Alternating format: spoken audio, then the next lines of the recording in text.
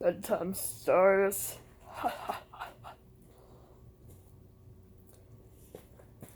A critical mass.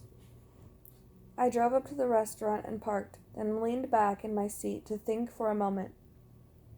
Charlene, I knew, would already be inside waiting to talk to me. But why?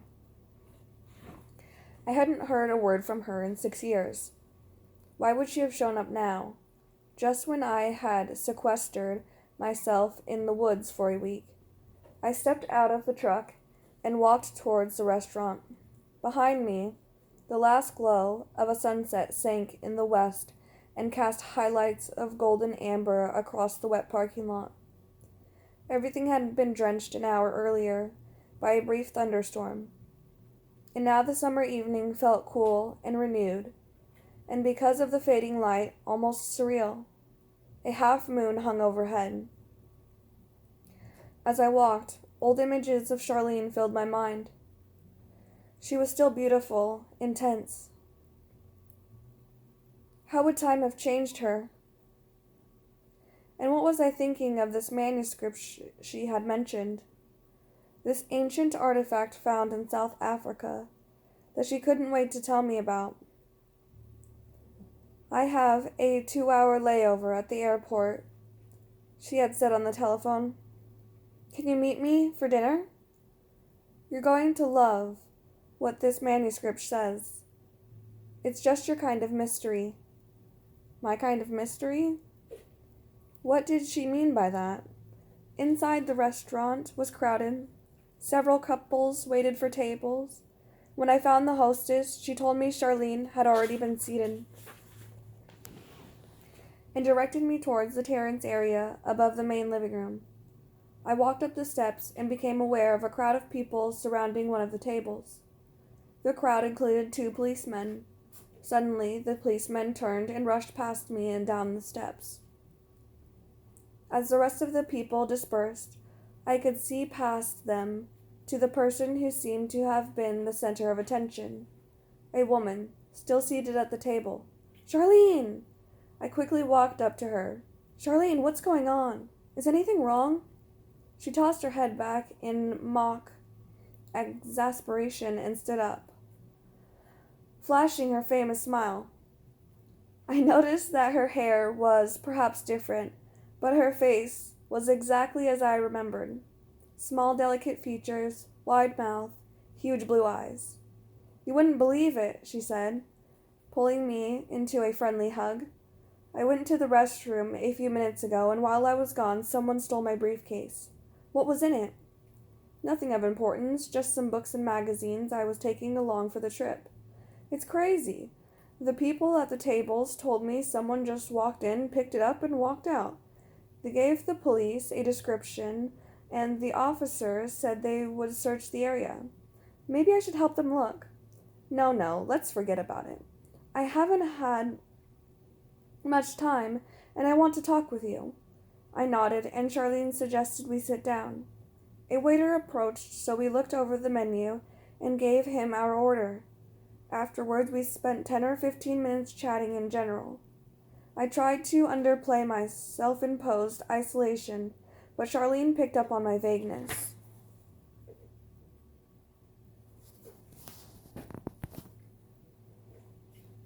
She leaned over and gave me that smile again. So what's really going on with you? She asked. I looked at her eyes, at the intense way she was looking at me. You want the whole story immediately, don't you? Always, she said. Well, the truth is, I am taking some time for myself right now and staying at the lake. I've been working hard and thinking about changing directions in my life. I remember you talking about that lake. I thought you and your sister had to sell it. Not yet.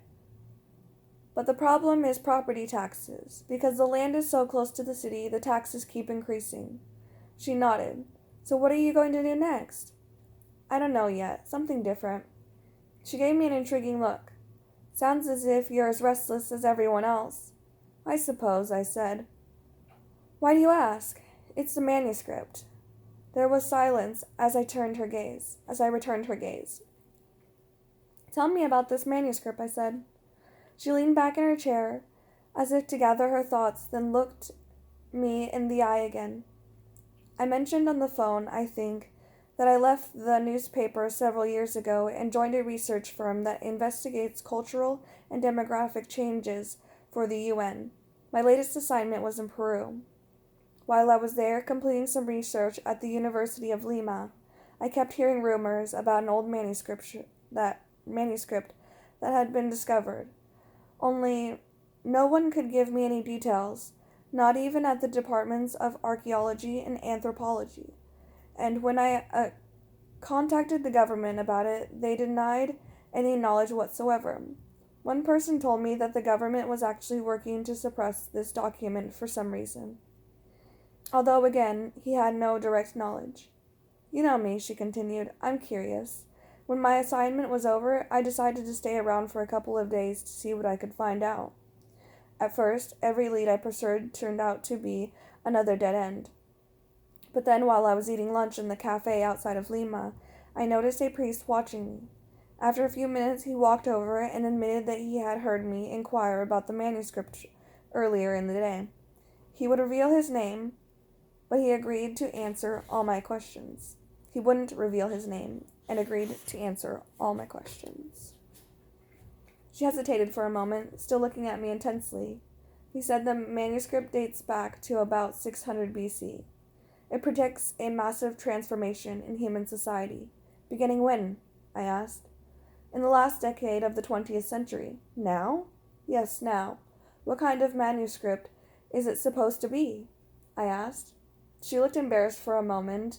Then, with force, the priest told me it's a kind of resistance in consciousness, occurring very slowly.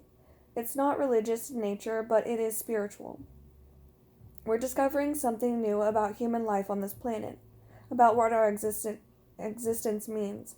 And according to the priest, the knowledge will alter human culture dramatically.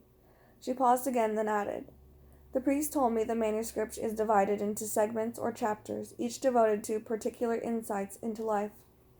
The manuscript predicts that in this time period human beings will begin to grasp the insights sequentially.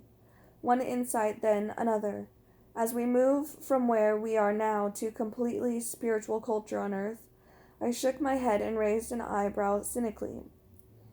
Do you really believe all this? Well, she said, I think. Look around, I interrupted, pointing at the crowd sitting in the room below us. This is the real world. Do you see anything changing out there? Just as I said that, an angry remark erupted from a table near the far wall, a remark I couldn't understand, but which was loud enough to hush the entire room.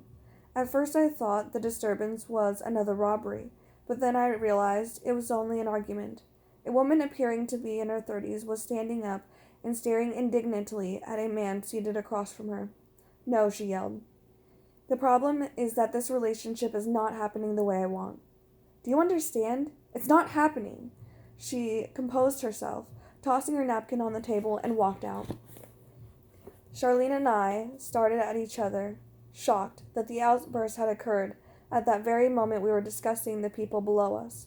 Finally, Charlene nodded towards the table where the man remained alone and said, It's the real world that's changing. How? I asked, still off balance.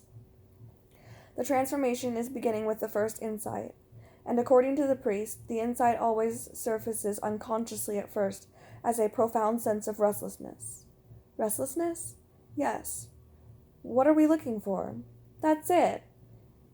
At first, we aren't sure. According to the manuscript, we're beginning to glimpse an alternative kind of experience. Moments in our lives that feel different somehow, more intense and inspiring. But we don't know what this experience is or how to make it last. And when it ends, we're left feeling dissatisfied and restless, with a life that seems ordinary again. You think this restlessness was behind the woman's anger? Yes, she's just like the rest of us. We're all looking for more fulfillment in our lives, and we won't put up with anything that seems to bring us down. The restless searching is what's behind the me-first attitude that has characterized decent decades, and it's affecting everyone from Wall Street to street gangs. She looked directly at me.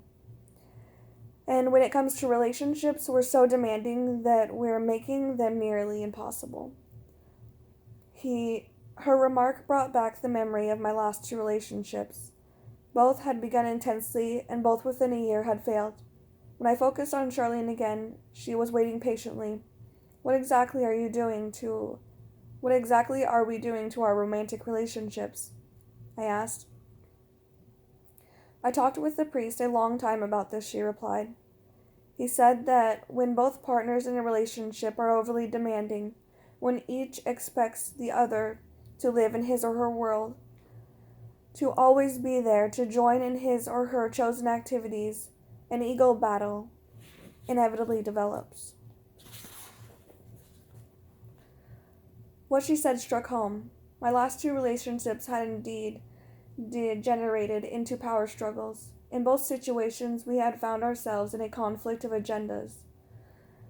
The pace had begun too fast. We had too little time to coordinate our different ideas about what to do, where to go, what interests to pursue. In the end, the issue of who would lead, who would determine the direction of the day, had become an irresolvable difficulty. Because of this control battle, Charlene continued, the manuscript says, we will find it very difficult to stay with the person for any length of time. That doesn't seem very spiritual, I said. That's exactly what I told the priest, she replied. He said to remember that while most of society's recent ills can be traced to this restlessness and searching, the problem is temporary and will come to an end. We're finally becoming consciousness of what we're actually looking for, of what this other, more fulfilling experience really is. When we grasp it fully, we have attained the first insight. Our dinner arrived, so we paused for several minutes as the waiter poured more wine and to taste each other's food. When she reached across the table to take a bite of my salmon from my plate, Charlene wrinkled her nose and giggled. I realized how easy it is to be with her. Okay, I said. What is this experience we're looking for? What is the first insight? She hesitated, as though unsure how to begin. This is hard to explain, she said, but the priest put it this way. He said the first insight occurs when we become conscious of the coincidences in our life. She leaned forward. Have you ever had a hunch or intuition concerning something you wanted to do? Some course you wanted to take in life, and wondered how it might happen, and then, after you had half forgotten about it and focused on other things, you suddenly met someone or read something or went somewhere that led to the very opportunity you envisioned. Well, she continued, according to the priest, these coincidences are happening more and more frequently, and that when they do, they strike us as beyond what would be expected by pure chance. They feel destined, as though our lives have been guided by some unexplained force. The experience includes a feeling of mystery and excitement. As a result, we feel more alive. The priest told me that this is the experience that we've glimpsed, and that we are now trying to manifest at all times. More people every day are convinced that this mysterious movement is real, and that something else is going on beneath everyday life. This awareness is the first insight. She looked at me expectantly, but I said nothing. Don't you see? She asked. The first insight is reconsideration of the inherent mystery that surrounds our individual lives on this planet. We are experiencing these mysterious coincidences, and even though we don't understand them yet, we know they are real. We are sensing again, as in childhood, that there is another side of life that we have yet to discover. Some other process is operating behind the scene. Charlene was leaning further towards me, gesturing with her hands as she spoke. You're really into this, aren't you? I asked. I can remember a time, she said sternly, when you talked about these kinds of experiences. Her commitment jolted me. She was right. There had been a period in my life when I had indeed experienced such coincidences and had even tried to understand them psychologically. Somewhere along the way, my view had changed. I had begun to regard such precautions as immature and unrealistic for some reason, and I had stopped even noticing. I looked directly at Charlene, then said defensively, I was probably reading Eastern philosophy or Christian mysticism at the time. That's what you remember? Anyways, you're calling the first insight. What you're calling the first insight has been written about many times. Charlene, what's different now? How is a perception of mysterious occurrences going to lead to a cultural transformation? Charlene looked down at the table for an instant and then back at me. Don't misunderstand, she said. Certainly this consciousness has been experienced and described before, in fact. The priest made a point to say that the first insight wasn't new. He said individuals have been aware of these unexplained coincidences through history.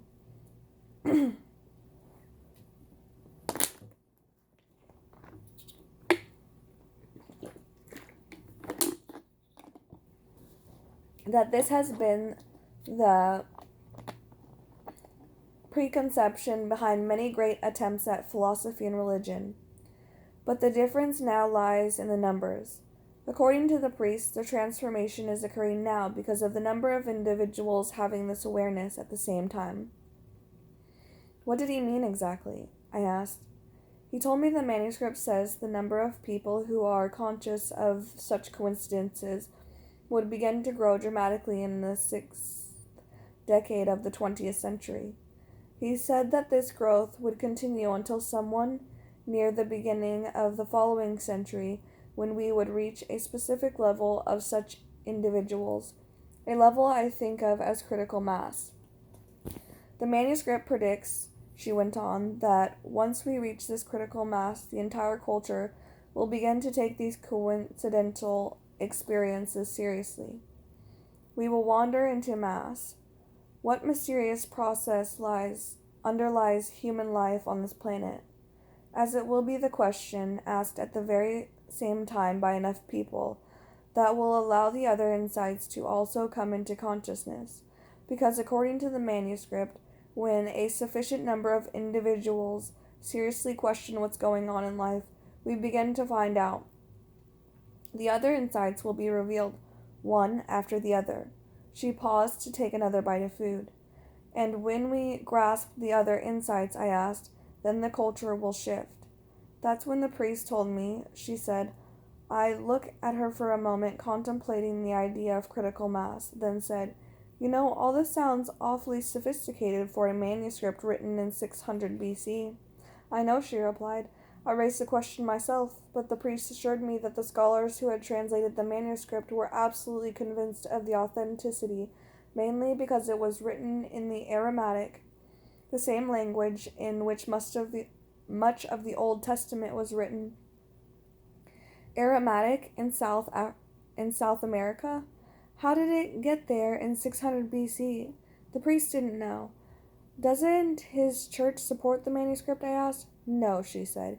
He told me that most of the clergy were bitterly trying to suppress the manuscript. That's why he couldn't tell me his name. Apparently, talking about it all was very dangerous for him. Did he say why most church officials were fighting against it? Yes, because it changes the completeness of their religion. How? I don't know exactly. He didn't discuss it much, but apparently the other insights extend some of the church's traditional ideas in a way that alarms the church elders, who thinks things are fine the way they are. I see. The priest did say, Charlene went on, that he didn't think the manuscript undermines any of the church's principles. If anything, it clarifies exactly what it means by these spiritual truths. He felt strongly that the church leaders would see the fact if they would try to see life as a mystery again and then proceed through the other insights. Did he tell you how many insights there were? No, but he did mention the second insight. He told me it is a more correct interpretation of recent history, one that further clarifies the transformation. Did he elaborate on that? No, he didn't have time. He said he had to leave to take care of some business. He agreed to meet back at his house that afternoon, but when I arrived, he wasn't there. I waited 3 hours and he still didn't show up. Finally, I had to catch my flight home. You mean you weren't able to talk to him anymore? That's right. I never saw him again. And you never received any confirmation about the manuscript from the government? None. And how long ago did this take place? About a month and a half. Several minutes we ate in silence. Finally, Charlene looked up and asked, "So what do you think?" "I don't know," I said. Part of me remained skeptical of the idea that human beings could really change. But another part of me was amazed to think that a manuscript which spoke in these terms might actually exist. "Did he show you a copy of anything?" I asked. "No, all I have are my notes." Again, we were silent. "You know," she said, "I thought you would be really excited by those ideas." I looked at her. "I guess I need some proof that the manuscript says it's true." She smiled broadly again. "What?" I asked. "That's exactly what I said too." "To whom? The priest?" "Yes." "What did he say?" "He said that the experience is the evidence." "What did he mean by that?" "He meant that our experience validates what the manuscript says. When we truly reflect on how we feel inside, on how our lives are proceeding at this point in history, we can see that the ideas in the manuscript make sense, that they ring true." She hesitated. "Doesn't it make sense to you?" I thought for a moment. Does it make sense? Is someone as restless as me, and if so, does our restlessness result from the simple insight, the simple awareness built up from 30 years, that there is really more to life than we know, more than we can experience? "I'm not sure," I said finally. "I guess I need some time to think about. I walked out to the garden beside the restaurant and stood behind a cedar bench facing the fountain. To my right, I could see the pulsing lights at the airport and hear the roaring engines of a jet ready to take off. "What beautiful flowers," Charlene said from behind me. I turned to see her walking towards me along the walkway, admiring the rows of petunias and begonias which bordered the sitting area. She stood beside me and put my arm around her. Memories flooded my mind. Years ago, when we had both lived in Charlottesville, Virginia, we had spent regular evenings together talking. Most of our discussions were about academic theories and psychological growth. We had both been fascinated by the conversations and by each other, yet it struck me how platonic our relationship had always been. "I can't tell you," she said, "how nice it is to see you again." "I know," I replied. "Seeing you brings back a lot of memories." "I wonder why we didn't stay in touch," she asked. Her question took me back. I recalled the last time I had seen Charlene. She was telling me goodbye at my car, and the time I felt full of new ideas and was departing from my hometown to work with several abused children. I thought I knew how such children could transcend the intense reactions, the obsessive acting out, the keeping them from going on with their lives. But as time had progressed, my approach had failed. I had to admit my ignorance. How humans might liberate themselves from their past was still an enigma to me. Looking back over the previous 6 years, I now felt sure the experience had been worthwhile. Yet I also felt the urge to move on. But where to? To do what? I thought of Charlene only a few times since she had helped me catalyze my ideas about childhood trauma, and now here she was, again, back in my life, and our conversation felt just as exciting as before. "I guess I got totally absorbed in my work," I said. "So did I," she replied. "At the paper, it was one story after another. I didn't have time to look up. I forgot about everything else." I squeezed her shoulders. I know Charlene had forgotten how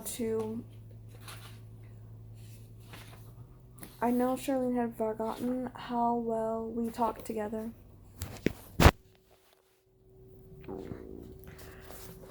Our conversation seemed so easy and spontaneous. Her eyes and smile confirmed my perception. I know, she said. Conversations with you give me so much energy. I was about to make another comment when Charlene started past me towards the entrance to the restaurant. Her face grew anxious and pale. What's wrong? I asked. Turning to look in that direction, several people were walking towards the parking lot, talking casually, but nothing seemed out of the ordinary. I turned to face Charlene again. She still appeared alarmed and confused. What was it? I repeated.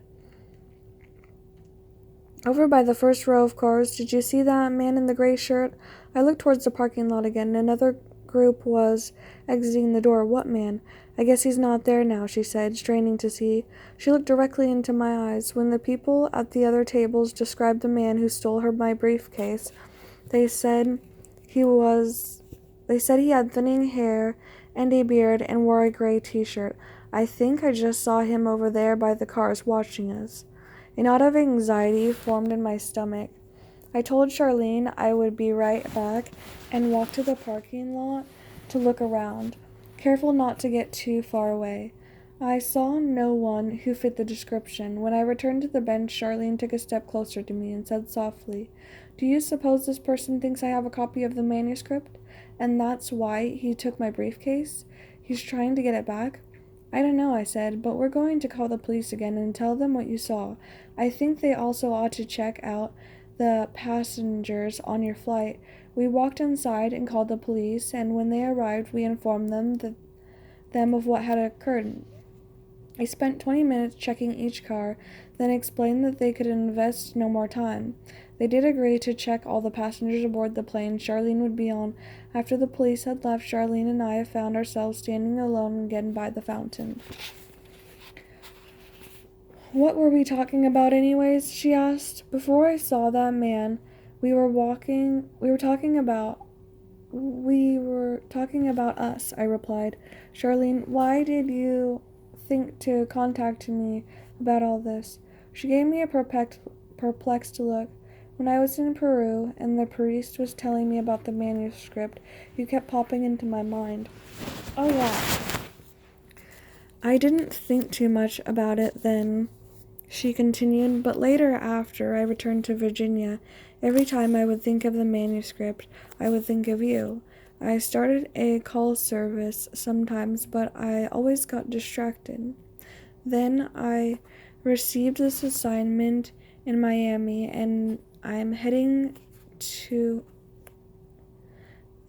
this assignment in Miami that I'm heading to now, and discovered after I boarded the plane that I had a layover here. When I landed, I looked up your number. Your answering machine said to contact you at the lake only in an emergency, but I decided it would be okay to call. I looked at her for a moment, unsure of what to think. Of course, I finally replied. I'm glad you did. Charlene glanced at her watch. It's getting late. I better get back to the airport. I'll drive you, I said. We drove to the main terminal and walked towards the embarkation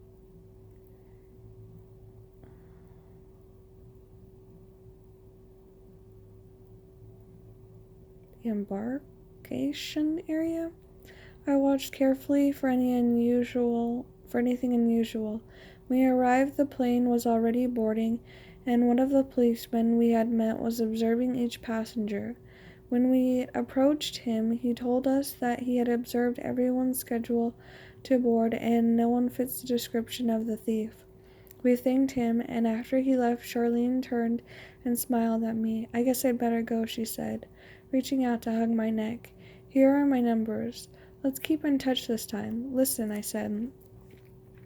I want you to be careful. If you see anything strange, call the police. Don't worry about me, she replied. I'll be fine.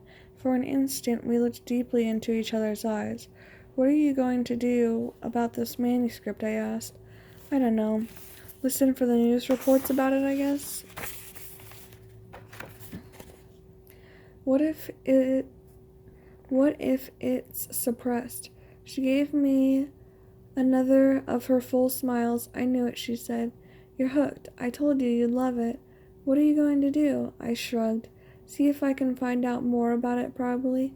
Good. If you do, let me know. We say goodbye again and she walked away. I watched as she turned once and waved, then disappeared down the broadening corridor. I walked to my truck and drove back to the lake, stopping only for gas.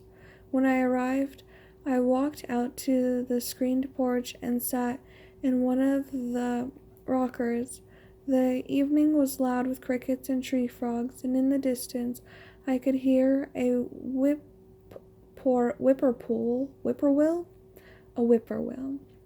across the lake.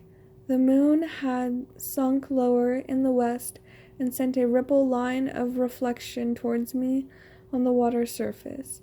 The evening had been interesting, but I was still skeptical about the whole idea of cultural transformation. Like many people, I had been caught up in the social idealism of the 60s and 70s, and even in the spiritual interests of the 80s, but it was hard to judge what was really happening. What kind of new information could possibly alter the human world? It all sounded too idealistic and far-fetched. After all, humans had been alive on this planet for a long time. Why would we suddenly gain insight into existence now, at this late date?